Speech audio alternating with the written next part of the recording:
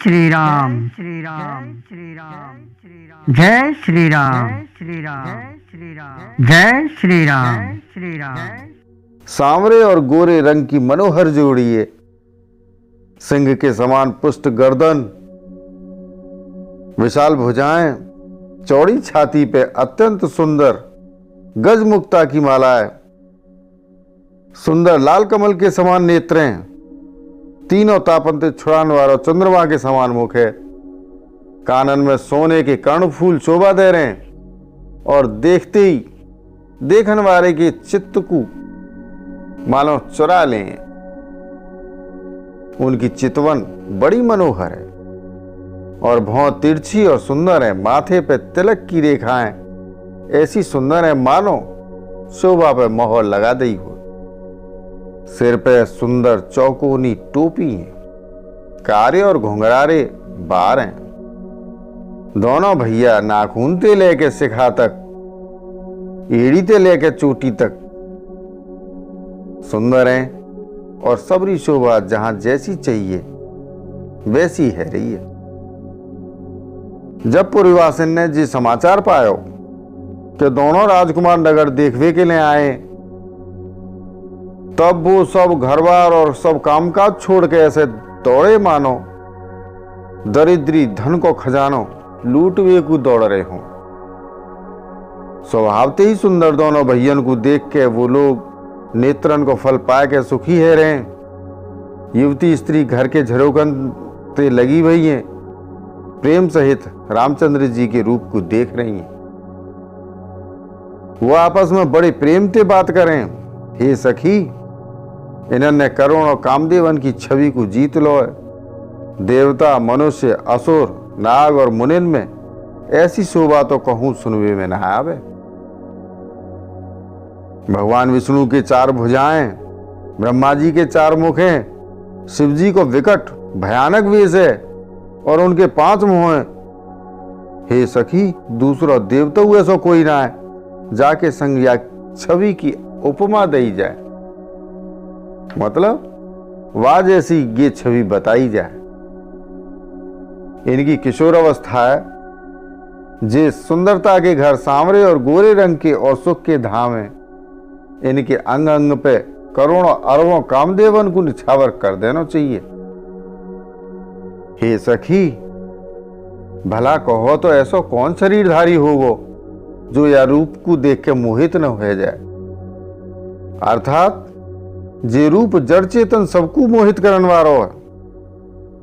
तो कोई दूसरी सखी प्रेम सहित कोमल वाणी ते बोली, हे सयानी, मैंने जो सुना वह सुनो। जे दोनों राजकुमार महाराज दशरथ जी के पुत्र हैं, जे मुनि विश्वामित्र के यज्ञ की रक्षा करवे आए हैं। इन्होंने युद्ध के मैदान में राक्षसन को मारो, जिनको श्याम शरीर और सुंदर कमल जैसे नेत्र हैं, जो मारीच और सुबाहु के मधु को चूर करन वाले और सुख की खाने, जो हाथ में धनुष बाण ले हैं, वो कौशल्या जी के पुत्र राम है। इनको नाम राम है। जिनको रंगोरो और किशोर अवस्था है और जो सुंदर वेश बनाए हुए हैं, हाथ में धनुष बाण ले श्री राम जी के पीछे पीछे चल रहे हैं, वो इनके छोटे भैया हैं। इनको नाम लक्ष्मण है। हे सखी सुनो, उनकी माता सुमित्रा है। दोनों भैया ब्राह्मण विश्वामित्र को काम करके और रास्ता में मुनि गौतम की स्त्री अहिल्या को उद्धार करके यहां धनुष यज्ञ देख वे आए। जे सुन के सब स्त्री प्रसन्न हुई। श्री रामचंद्र जी की छवि देख के कोई एक कहने लगी, जे वर जानकी के योग्य। अरे सखी, यदि कहूं राजा इन्हें देख ले तो प्रतिज्ञा छोड़ के हठ पूर्वक नीति व्या कर दे। काऊ ने कही, राजा ने इन्हें पहचान लो है और मुनि के सहित इनको आदर पूर्वक सम्मान करो है। परंतु हे सखी, राजा अपना प्रण ना छोड़े। वो होनहार के वशीभूत है के हठपूर्वक अविवेक को ही आश्रय ले भय। कोई कहे यदि विधाता भले हैं और सुनो जाए कि वो सबको उचित फल दें, तो जानकी जी को जेई वर मिले वो। अरे सखी, या में संदेह ना है। जो दैव योग थे ऐसा संयोग बन जाए तो हम सब लोग कृतार्थ है जाएंगे। अरे सखी, मेरे तो यही थे, इतनी ज्यादा आतुरता है रही है कि यही नाते कबू तुझे यहां आएंगे, नहीं तो विद्या न भयो। तो हे सखी सुनो, हमें इनके दर्शन दुर्लभ है जाएंगे। जे संयोग तभी है सके जब हमारे पूर्व जन्मन के बहुत सारे पुण्य हों। दूसरी ने कही, हे सखी तुमने बहुत अच्छो कहो, या ब्याते सभी को परम हित है। काऊ ने कही, शंकर जी को धनुष कठोर है और जे सामरे राजकुमार कोमल शरीर के बालक हैं। हे सयानी, सब असमंजस ही है। जे सुनकर दूसरी सखी कोमल वाणी ते कहने लगी, अरे सहेली, इनके संबंध में कोई कोई ऐसा कहे कि जे देखने में छोटे हैं पर इनको प्रभाव बहुत बड़ो है। जिनके चरण कमलन की धूल को स्पर्श पाए के अहिल्या तरी गई, जाने बड़ो भारी पाप करो। वो का शिवजी को धनुष बिना तोड़े रहेंगे, या विश्वास को भूल कर छोड़ना ना चाहिए। जा ब्रह्मा ने सीता को संवार के बड़ी चतुराई ते रचो है, वाई ने विचार के सामलो वरु रच दो है। वाके जी वचन सुन के सब हर्षित भई और कोमल वाणी ते कहने लगी, हे भगवान, ऐसो ही होए। सुंदर मुख और सुंदर नेत्रन वाली स्त्री समूह की समूह हृदय में हर्षित है कि फूल बरसा रही हैं। जहां जहां दोनों भैया जाएं, वहां वहां परम आनंद छा जाए। दोनों भैया नगर के पूरब की ओर गए, जहां धनुष यज्ञ के लिए रंग भूमि बनाई गई। बहुत लंबो चौड़ो सुंदर ढारो भयो पक्को आंगन हो, जहां पर सुंदर और निर्मल वेदी सजाई गई। चारों ओर सोने के बड़े बड़े मंच बने, जिन पर राजा लोग बैठेंगे। उनके पीछे समीपी चारों ओर दूसरे मचानन को मंडलाकार घेरा सुशोभित हो। वो कछु ऊंचो हो और सब प्रकार से सुंदर हो। जहां जाके नगर के लोग बैठेंगे, उन्हीं के पास विशाल और सुंदर सफेद मकान अनेक रंगन के बनाए गए हैं। जहां जहां अपने अपने कुल के अनुसार सब स्त्री यथा योग्य जाकू जहां बैठना उचित है बैठ के देखेंगी। नगर के बालक कोमल वचन कह कह के आदर पूर्वक प्रभु श्री रामचंद्र जी को यज्ञशाला की रचना दिखा रहे हैं।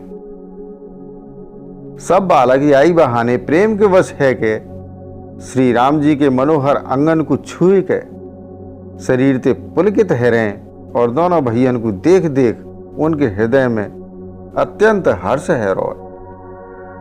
श्री रामचंद्र जी ने सब बालगन को प्रेम के वश जान के यज्ञ भूमि के स्थानन की प्रेम पूर्वक प्रशंसा करी। याते बालगन को उत्साह, आनंद और प्रेम और बढ़ो।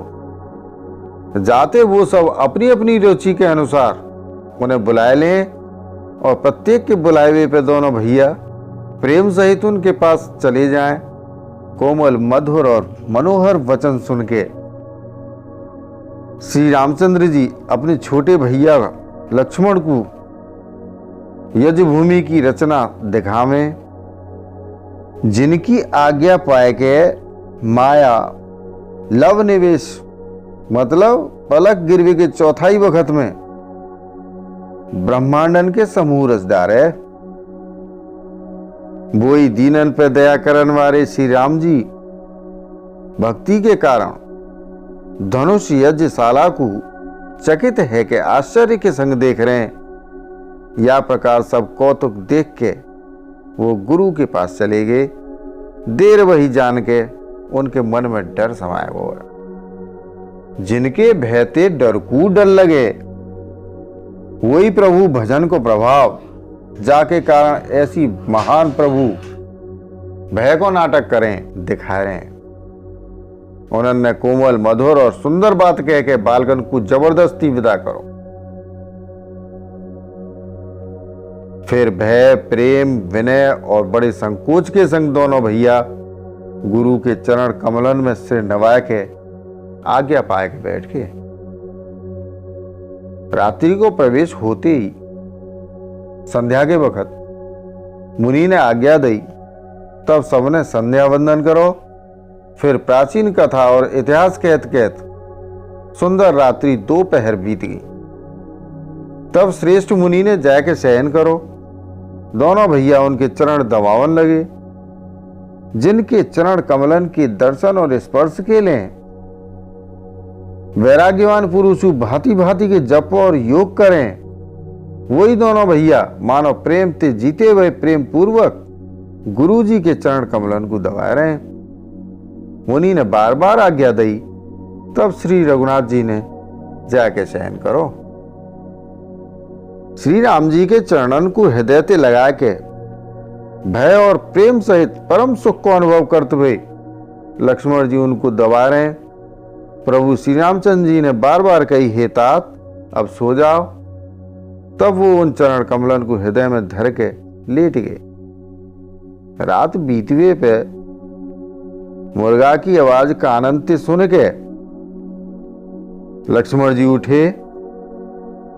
जगत के स्वामी सुजान श्री रामचंद्र जी गुरु ते पहले ही जग गए। सब शौच क्रिया करके वो जाके नहाए। फिर संध्या अग्निहोत्र आदि नित्य कर्म समाप्त करके उन्होंने मुनि को मस्तक नवायो। पूजा को बखत जान के गुरु की आज्ञा पाके दोनों भाई फूल लेवे चले गए। उन्होंने जाके राजा को सुंदर बाग देखो, जहां वसंत ऋतु लुभा रही। मन को लुभाने वाले अनेक वृक्ष लगे हैं। रंग बिरंगी उत्तम लतान के मंडप छाए हुए हैं। नए पत्ता, फल और फूलन से युक्त सुंदर वृक्ष अपनी संपत्ति ते कल्प वृक्ष को ले जा रहे हैं। पपीहा, कोयल, तोता, चकोर, बहुत सारे पक्षी मीठी बोली बोल रहे हैं और मोर सुंदर नृत्य कर रहे हैं। बाग के बीचों बीच सुहावनो सरोवर सुशोभित है, जहां में मणिन की सीढ़ी विचित्र ढंग से बनी हुई है। उनको जल निर्मल है, जहां में अनेक रंगन के कमल खिले हुए हैं। जल के पक्षी कलरव कर रहे हैं और भ्रमर गुंजार कर रहे हैं। बाग और सरोवर को देख के प्रभु श्री रामचंद्र जी भैया लक्ष्मण सहित हर्षित भये। जे बाग वास्तव में परम रमणीय है, जो जगत को सुख देने वाले श्री रामचंद्र जी को सुख दे रहा है। जय श्री राम। प्रियजनों, शेष रामचरित्र अगले वीडियो में।